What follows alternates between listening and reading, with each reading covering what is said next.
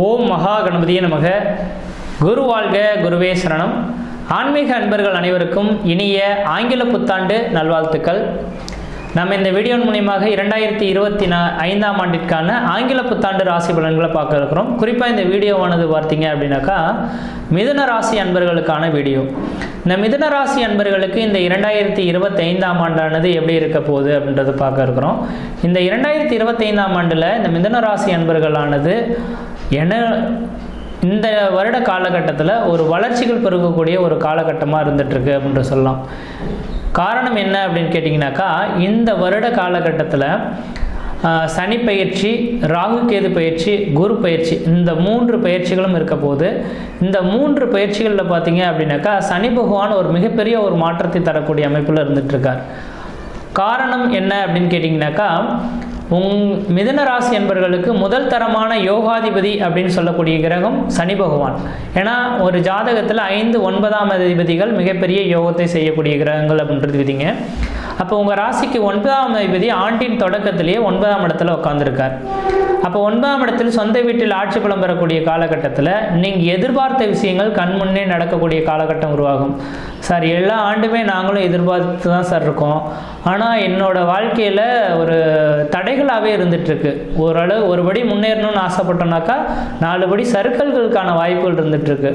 பெரிய லெவலில் வளர்ச்சிகளே இல்லை கடந்த ஒரு 4 வருட காலகட்டமாக. என்ன காரணம் அப்படின்னு கேட்டிங்கனாக்கா, உங்களுக்கு நடந்த அஷ்டமச்சனி காலகட்டங்கள் உங்களை ஒரு வாட்டி இருக்குன்றிருப்பீங்க.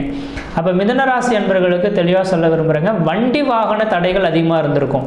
கீழே மேலே விழுந்து சிராய்ப்பு காயங்கள் ஏற்படுறது, வண்டி வாகனத்தினால் தடைகள் ஏற்படுறது, அல்லது தொழில் ரீதியான மிகப்பெரிய ஒரு இழப்புகளை சந்திக்கக்கூடிய காலகட்டங்கள். சொந்த தொழில் செய்துட்ருக்கீங்க அப்படின்னாக்கா இழப்புகளை சந்திக்கக்கூடிய ஒரு காலகட்டம் உருவாகும். சொந்த பந்தங்கள் எல்லாமே உங்களுக்கு சாதகமற்ற சூழல்கள் ஏற்படுத்தக்கூடிய காலகட்டம் உருவாகும்.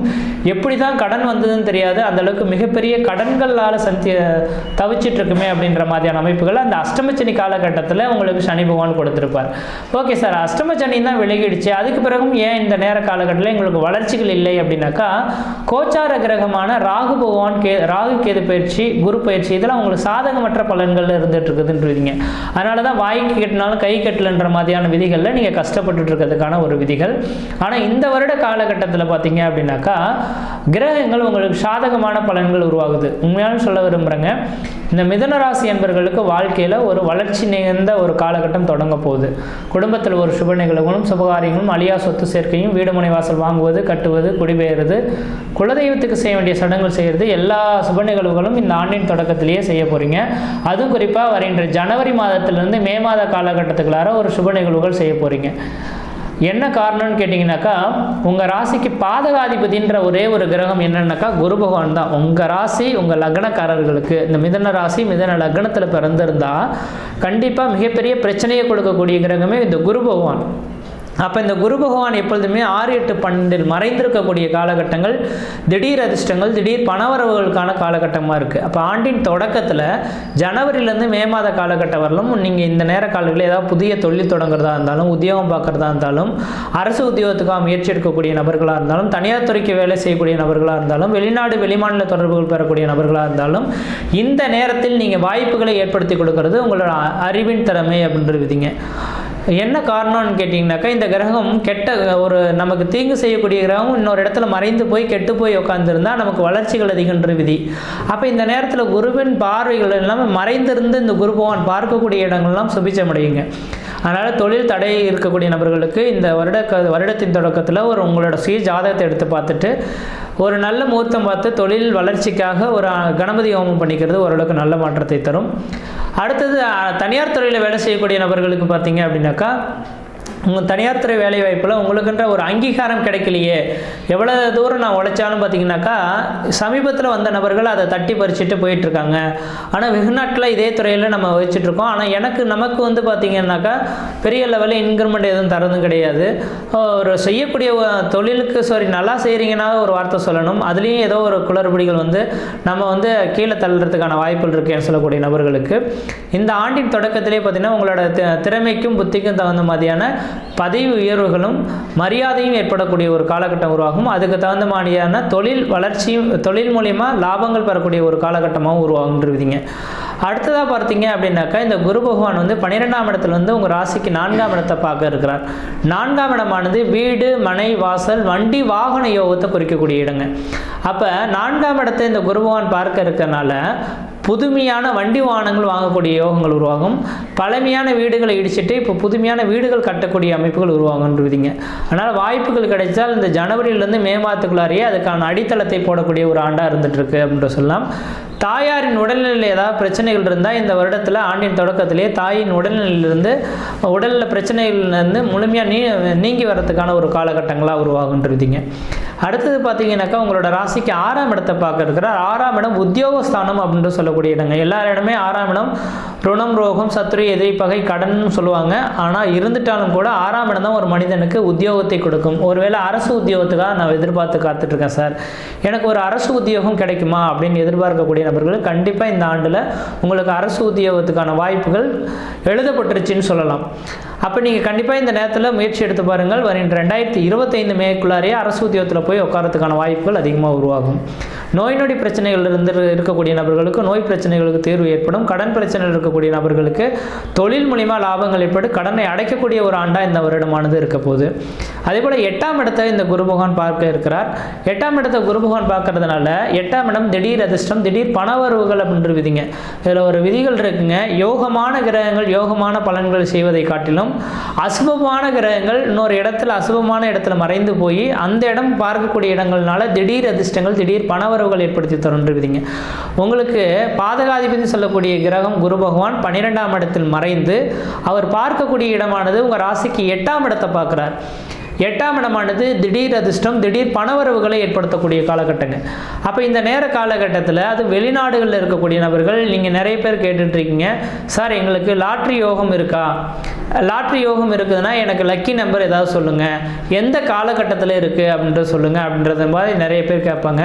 நான் ஜோதிடம் பார்க்கும்போது சொல்லுவேன், சார் அதுக்கான விதிகள் வந்து காலதாமதம் ஒரு நீங்கள் எதிர்பார்த்த மாதிரி உடனே அமைஞ்சிடாது. உங்களோட சுய ஜாதகமும் கோச்சார ரீதியான கிரக நிலைகளும் வலிமை அடைந்தால் மட்டுமே அது அதிர்ஷ்ட வாய்ப்புகளானது உங்கள் வீட்டின் வாயில் கதவை தட்டும் சார். நீங்கள் இப்போ எதிர்பார்க்க வேண்டாம் அப்படின்றத சொல்லியிருப்பேன்.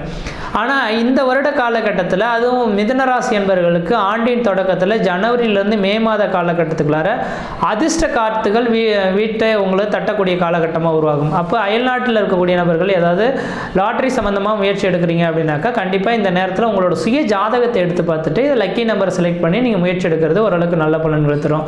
சரிங்க சார், வெளிநாட்டில் இருக்கவங்களுக்கு அதிர்ஷ்ட காத்துகள் வீச போது லாட்ரி யோகம் கிடைக்க போதுன்றீங்க. இங்கே தமிழகத்தில் ஏதாவது வாய்ப்புகள் இருக்கா அப்படின்னாக்கா தமிழகத்தில் இந்த லாட்ரின்றது தடைபட்டுள்ளது, அது கிடையாது. ஆனால் இருந்துட்டாலும் ஒரு மனிதனுக்கு கொடுக்க வேண்டிய பலன்கள் வந்து லாட்ரியில் மட்டும்தான் கொடுக்கணும்னு கிடையாதுங்க. அதிர்ஷ்டம் அப்படின்றது எந்த வழியில் இருந்து வேணாலும் வரலாம்.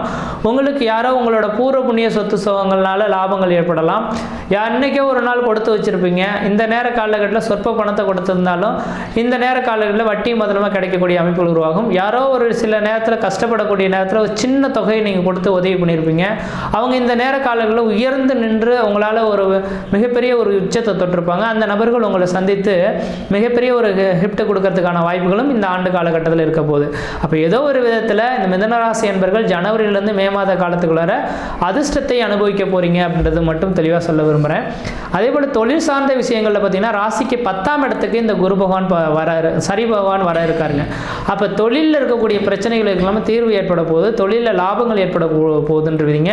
சொந்த தொழில் செய்யக்கூடிய நபர்களுக்கு கண்டிப்பாக சொந்த தொழிலில் வளர்ச்சிகள் ஏற்பட போகுதுன்றீங்க. தனியார் துறையில் இருக்கக்கூடிய நபர்களுக்கு தனியார் துறையில் உங்களுக்குன்ற ஒரு அங்கீகாரம் கிடைக்கும். அது முக்கியமாக இந்த சனி பகவான் நீர் ராசியில் கடந்து வரதுனால ஊரை விட்டு வெளியூர், வெளிமாநிலம், வெளிநாடு சென்று வசிக்கணும்னு ஆசைப்படக்கூடிய நபர்களுக்கு வெளிநாட்டு வாய்ப்புகள் உங்கள் வீட்டின் வாயில் கதவை தட்டப்போகுது.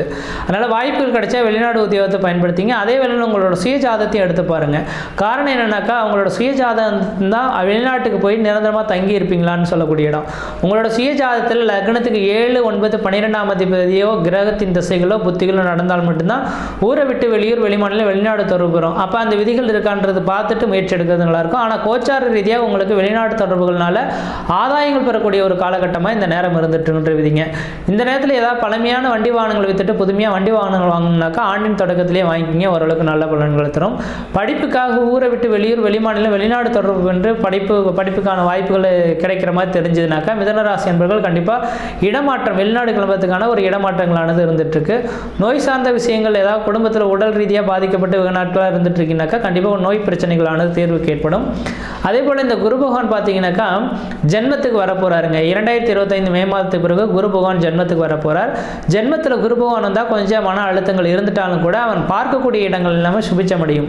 அப்போ அந்த குரு பகவான் எங்கே பார்ப்பார்? 7ஆம் இடத்தை பார்க்கறதுனால திருமணம் நடக்காத நபர்களுக்கு திருமண வாய்ப்புகள் தேடி வரும். அதே போல் 5ஆம் இடத்தை குரு பகவான் பார்க்கார். திருமணம் ஆகி குழந்தை பேர் இல்லாதவர்கள் குழந்தை பேர் உருவாகும். 9ஆம் இடத்தை குரு பகவான் பார்க்கறதுனால தந்தை வழி சொத்துனால ஆதாயங்கள் ஏற்படுத்தி தரணுன்ற விதிங்க. அப்போ இந்த ஆண்டின் தொடக்கம் இல்லாமல் நலமாக இருக்குங்கன்னு சொல்ல விரும்புகிறீங்களா சார்னா அப்படி கிடையாதுங்க. ஜென்மத்தில் குரு இருந்தால் கொஞ்சம் மன அழுத்தங்கள் இருக்க தான் செய்யும். அப்போ குறிப்பாக சொல்லப்போனால் உங்களோட ஜாதகத்தின் அடிப்படையில் 2025ஆம் ஆண்டு ஜனவரியிலிருந்து மே மாத காலகட்டம் வரலுமே உங்களுக்கு வளர்ச்சி நிறைந்த காலகட்டங்கள். எந்த அளவுக்கு நீங்கள் முயற்சி எடுக்கிறீங்களோ அந்த அளவுக்கு வளர்ச்சி நிறைந்த ஒரு காலகட்டமானது தொடங்க போகுது. ஆனால் இந்த வருடத்தில் பார்த்தீங்கன்னாக்கா மே மாதத்துக்கு பிறகு புதிய முயற்சிகள் தொடங்காமல் இருக்கிறது ஓரளவுக்கு நல்லாயிருக்கும். புதிய முயற்சிகள் தொடங்குறதோ புதிய காரியங்கள் தொடங்குறத கொஞ்சம் விட்டுடுங்க. அடுத்ததாக பார்த்தீங்கன்னா ராகு கேது பயிற்சியானது நடக்க இருக்குது. உங்கள் ராசிக்கு 10ஆம் இடத்துல ராகு பகவான் 9ஆம் இடத்துக்கு போக போகிறார். 9ஆம் இடமானது தந்தை வழி சொத்து சுகன்ற விதிங்க. அல்லது நீங்கள் ஏற்கனவே யாருக்கா கொடுத்து வச்ச ஒரு பணத்தன்று விதிங்க. வெகு நாட்களாக கொடுத்து வச்ச பணங்கள் வராமல் இருக்குதுனாக்கா இந்த ஆண்டில் பார்த்தீங்கன்னா வட்டியும் முதலமாக கொண்டு வந்து தரத்துக்கான வாய்ப்புகள் உருவாகும். தந்தை வழி சொத்து சுகனால ஆதாயங்கள் ஏற்படக்கூடிய காலகட்டம் உருவாகும்.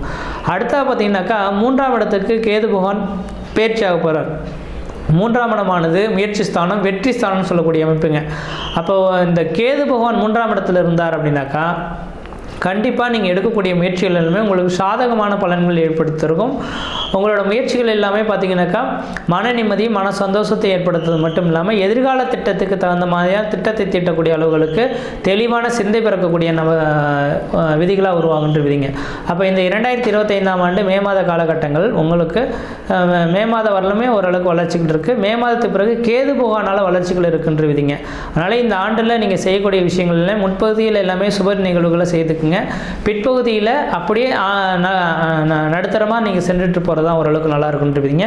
இந்த வருடத்தில் நீங்கள் வழிபாடு செய்யக்கூடிய தெய்வம் எது அப்படின்னு பார்த்தீங்கன்னாக்கா உங்களுக்கு ராகு பகவானாக தான் வந்துட்டு இருக்காருங்க. அப்போ ராகுவின் அம்சம் துர்க்கை அம்மன் அல்லது உக்ர தெய்வங்கள் பெண் தெய்வ வழிபாடுகள் செய்கிறது ஓரளவுக்கு நல்லா இருக்கும். அதாவது காளியம்மன் உக்ர தெய்வங்களில் பெண் தெய்வங்கள் எது இருக்கோ அந்த தெய்வங்களை வெள்ளிக்கிழமை தோறும் 10-12 ராகு அளவில் வழிபாடு செய்துட்டு வந்தீங்கன்னாக்கா அதிர்ஷ்ட காத்துகள் உங்களோட வீட்டின் வாயில் கதையை தட்டக்கூடிய ஒரு காலகட்டமாக இருக்கும். அதனால் இந்த வருட காலகட்டங்களானது மிதுன ராசி அன்பர்களுக்கு தன் அறிவினால் யோகம் பெறக்கூடிய நபர்களாக இருந்துட்டு இருக்கீங்க. எந்த நேரம் ஒரு மனிதன் நேரம் காலம் பார்த்து செயல்பட்டான் அப்படின்னாக்கா கண்டிப்பாக அவன் வெற்றி பெறுவான் அப்படின்ற விதிங்க. அந்த விதிகள் இந்த வருடத்தில் உங்களுக்கு இருக்க போகுது. ஏன்னா ஆண்டின் தொடக்கத்தில் வளர்ச்சி, பிற்பகுதியில் கொஞ்சம் பெரிய லெவலில் வளர்ச்சின்னு சொல்ல முடியாது, நியூட்ரலாக போகக்கூடிய காலகட்டங்கள். அப்போ எந்த நேரத்தில் எது செய்யணும் எதை செய்யக்கூடாதுன்றது உங்கள் குடும்ப ஜோதிடர் நீங்கள் கேட்டு தெரிஞ்சுக்கிட்டிங்கன்னா ஓரளவுக்கு நல்ல பலன்களை தருன்ற விதிங்க.